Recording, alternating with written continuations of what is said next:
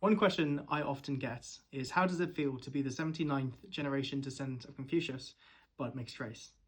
As you might be able to tell, I am not fully Chinese. My dad is Chinese and my mum is British. And this did mean I was growing up between Chinese and British cultures.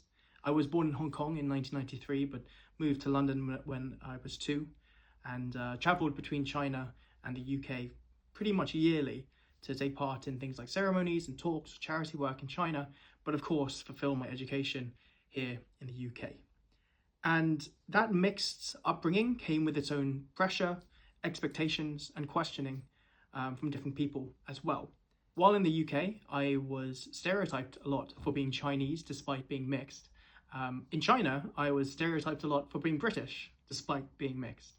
So for example, in the UK, I was in China doing my duties at the 79th generation descendant of Confucius, and I missed one of my classes, and my teacher told my friends and my classmates that I was the Chinese Jesus, which of course I am not. When I returned back to school, people were asking me, so I hear you're the Chinese Jesus. And of course, as a young kid, I didn't know what to say other than, well, no, I'm not. Another experience I had, I was giving a talk to a class regarding Confucianism and the Analects, and one of the questions was, is Confucianism similar to Kung Fu Panda? Which again, the only thing I could say was, well, maybe, but no, mostly not. While in China, while taking part in ceremonies or doing interviews, I had a lot of people not believing who I was, seeing me only as British. Didn't help, my mother is blonde hair with blue eyes, which obviously tends to stand out in a crowd. But it became quite difficult at times where people just would be quite aggressive towards the fact I wasn't fully Chinese, which to be fair is understandable. It is different. This is the first time in 2,500 years that someone in my position is not fully Chinese. So that is also understandable, and I have no anger towards anyone who doesn't believe me. I'm more than happy to speak to them and discuss it in more detail. While I was studying in the UK, after school I did have a lot of tutors, including one for the Analects and one for Chinese, though I do have to say language is not my forte. I also studied the guitar. I had singing lessons because I dearly needed them, and I probably still do. Piano lessons, I played football.